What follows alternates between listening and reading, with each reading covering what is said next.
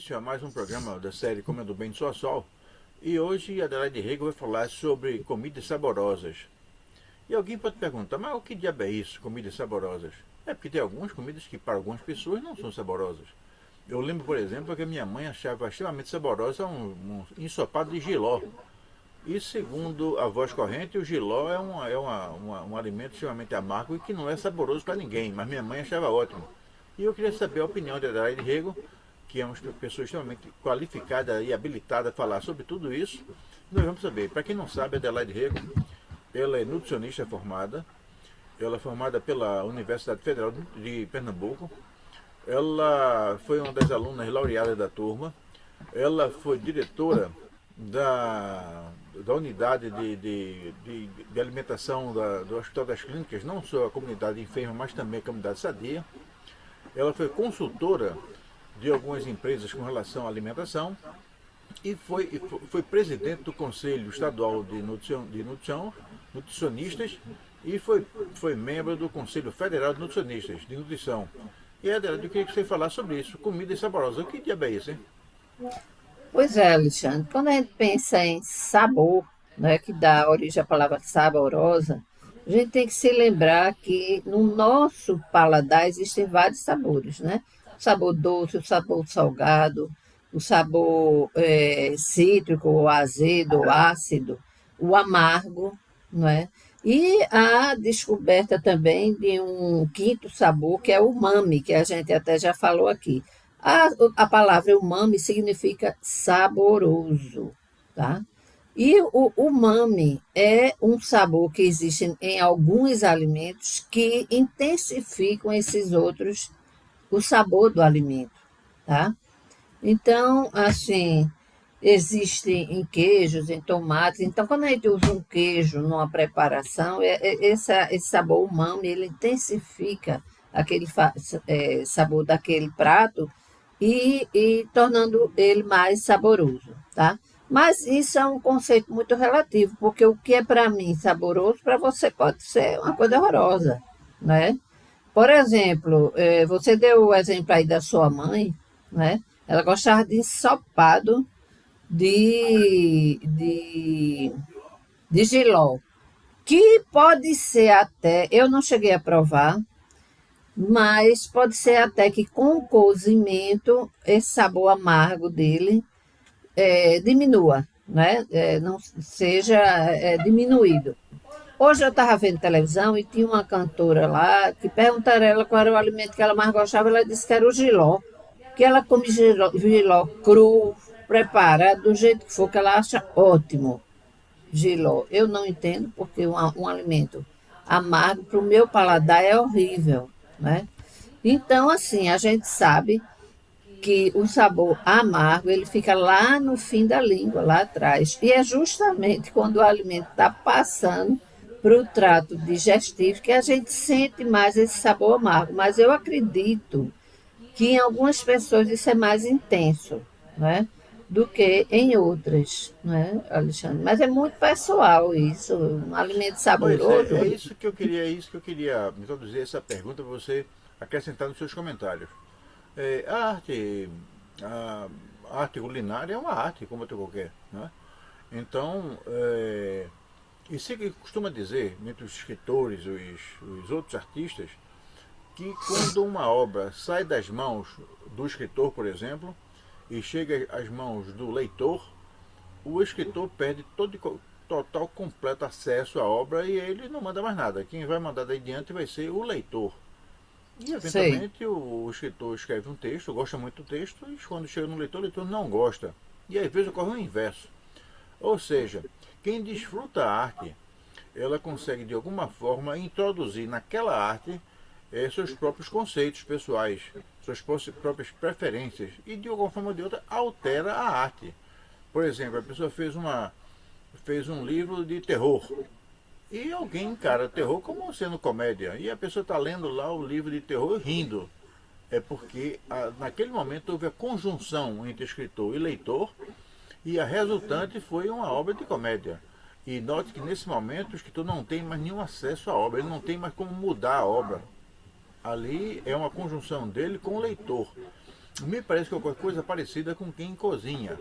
A pessoa produz uma obra de arte, um prato que no entender dela vai ser saboroso, e a pessoa do outro lado, quando vai desfrutar aquele prato, acrescenta os seus valores pessoais, as suas memórias afetivas, os seus Lógico. entendimentos, e vai dar aquilo, dar uma resultante que vai ser melhor ou não. Eu lembro, por exemplo, que quando eu como fruta, Adelaide, eu prefiro as frutas mais inchadas, mais para verde do que para maduras. Outras pessoas que não deve ser assim, preferem as frutas maduras. E me parece então que isso tem uma questão muito pessoal. Ou Muito. seja, quem desfruta a arte, ela introduz no objeto de arte suas próprias preferências. Talvez ocorra isso com as comidas, não?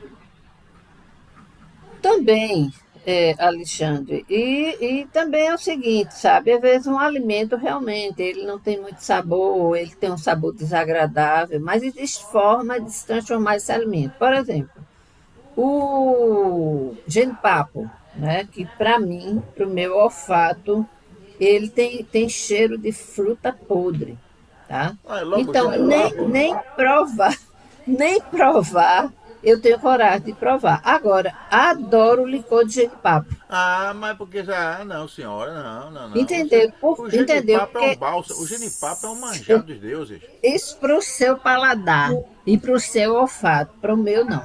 Então é o seguinte: existem formas de se transformar um alimento que não é bem aceito, não é, em um produto desse alimento agradável a muita gente, não é? Então, assim, por exemplo, o giló, o giló, não é?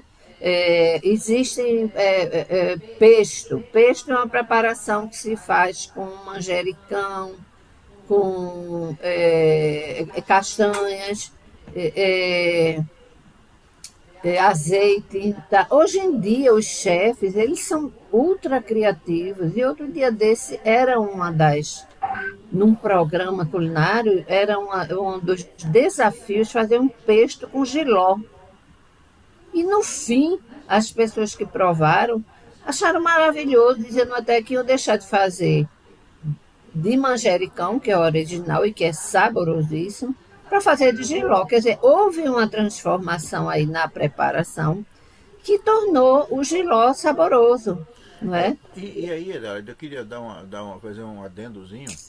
É que o que separa os homens dos animais é que os homens preparam os alimentos que comem. É, Né? Os é. animais, eles caçam e abatem a presa e comem do jeito que vier. Né? Você pode dizer que, eventualmente, o animal é comido até com couro, com chifre, enfim, ele Sim, não passa por nenhuma preparação. O homem não.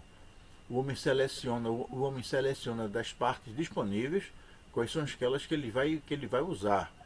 Então nas carnes ele evita as partes mais densas, mais musculosas, escolhe as partes mais macias, as partes que tem gordura ou que não tem gordura, enfim, ele prepara o alimento. E ao preparar o alimento, ele introduz sutilezas, ele retira sutilezas, por exemplo, a impressão que eu tenho, alguém me disse ontem que comia mamão com. Quem me disse foi exatamente um artista, uma das principais atrizes que nós temos em Pernambuco. É uma contadora de histórias chamada Marúcia Coelho. E a Marúcia interpretando uma história, você se prepara para fazer uma obra de arte.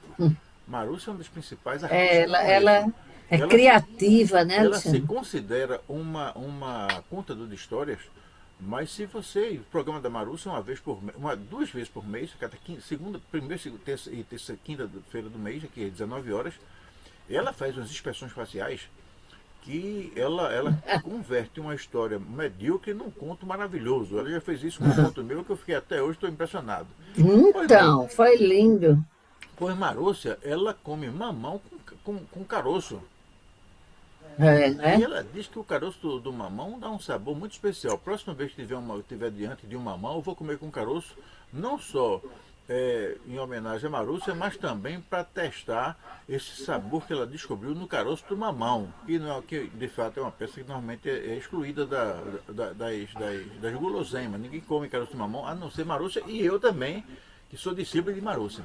Mas veja bem, quando a pessoa começa a selecionar sabores, ela vai construindo novos pratos. Ou seja, deixa eu explicar melhor isso. Sim. Quando sei lá, um animal come um hipopótamo, come um mamão, seguramente ele come o caroço com tudo. Aquilo tem um É. sabor.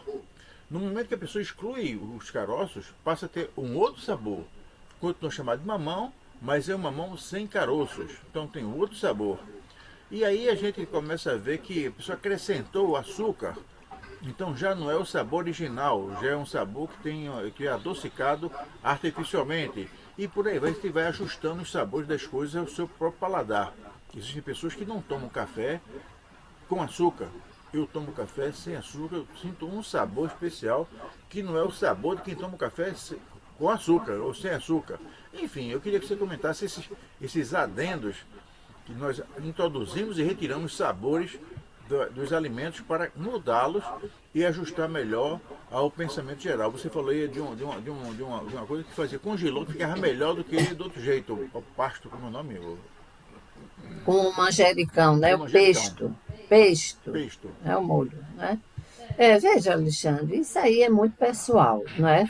A gente normalmente, falando do caso de Marussa, a gente normalmente tira o caroço do mamão porque já criou-se esse hábito, né? Mas o caroço do mamão tem muita fibra e deve ter algum nutriente também ali. No mínimo tem a fibra, se você mastigar bem. Agora, aquelas pessoas mais idosas que já têm uma tendência a ter diverticulose, é meio perigoso. Por quê? Porque aqueles pedacinhos a gente não digere. Muitas vezes eles se acumulam nesses divertículos, que são pequenas bolsinhas que surgem no trato intestinal, e o acúmulo disso aí pode dar diverticulite, que é uma inflamação muito séria no intestino. Quem sabe que toda inflamação no intestino é muito séria, porque o intestino é um lugar de acúmulo de dejetos, não é?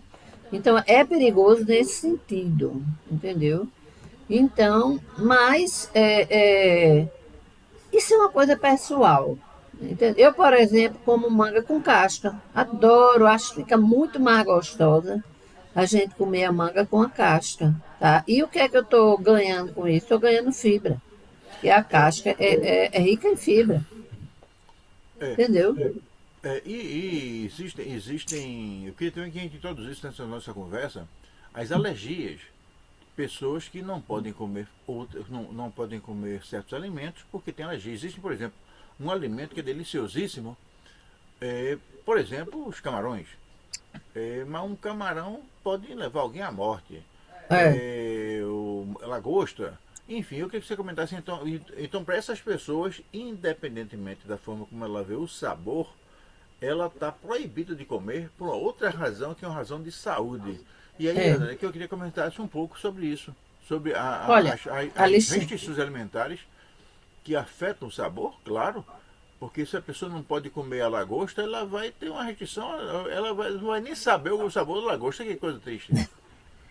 ou ela pode ter conhecido o sabor da lagosta uma única vez, né? Segundo o GW, né, o que é o nosso diretor musical, todos os cogumelos são comestíveis, alguns uma única vez. Uma única vez, né?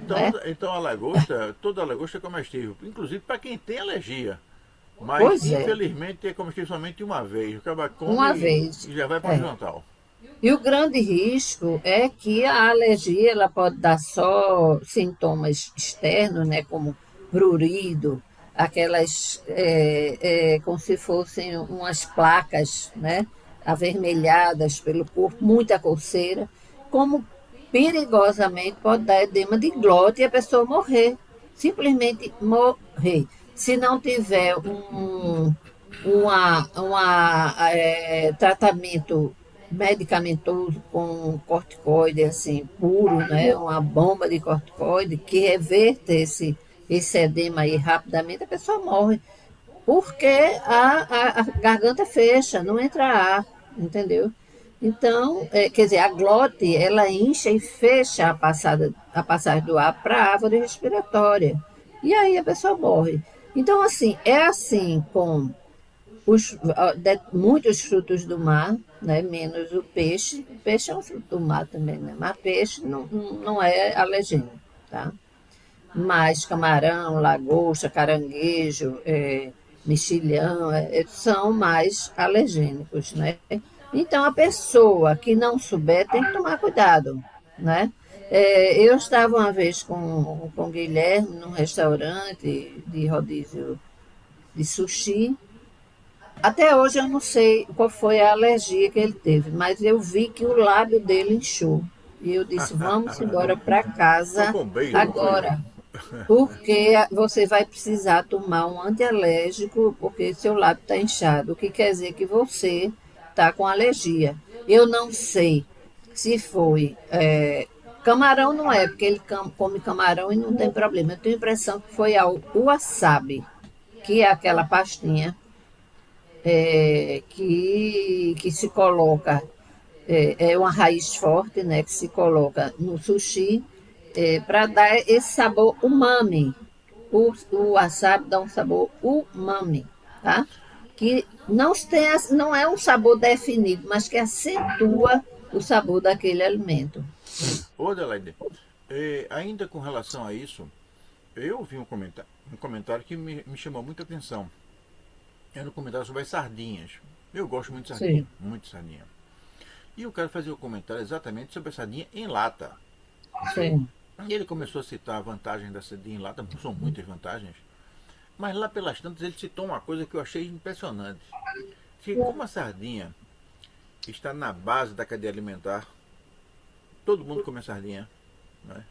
Tubarão está no topo da cadeia alimentar, né? Então o tubarão come tudo, sai comendo tudo. Nós estamos no topo da cadeia alimentar, nós humanos. Mas a sardinha não, está na base, a sardinha alimenta todo mundo.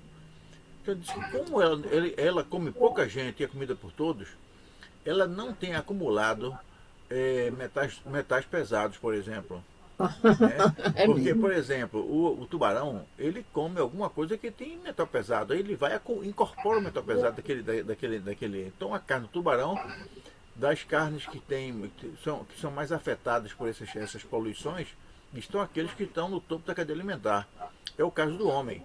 O homem começa a comer enlatado, começa a comer isso, começa a comer aquilo, tá certo? E aquilo vai acumulando no corpo humano.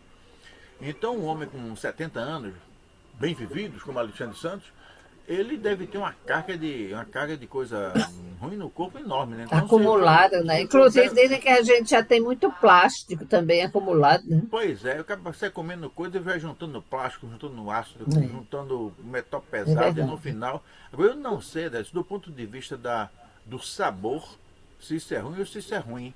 Se é bom ou se é ruim. A sardinha, eu gosto muito da sardinha, mas o tubarão, será que a carne fica ruim porque andou comendo muita coisa? Não, Alexandre, eu acho que não influencia, não, entendeu? É, a gente porque cação é um tubarão, Muito gostoso, né? por sinal. E a gente faz, não é tão fácil de achar hoje em dia, não sei porquê, Agora, mas não, se interessante faz é. muita peixada com cação, porque ela é uma carne firme e que não se desfaz durante o cozimento, entendeu? Uma coisa interessante é o seguinte, né, que nós estamos, para quem não sabe, a base principal do Norte agora é a cidade do Recife, capital de Pernambuco.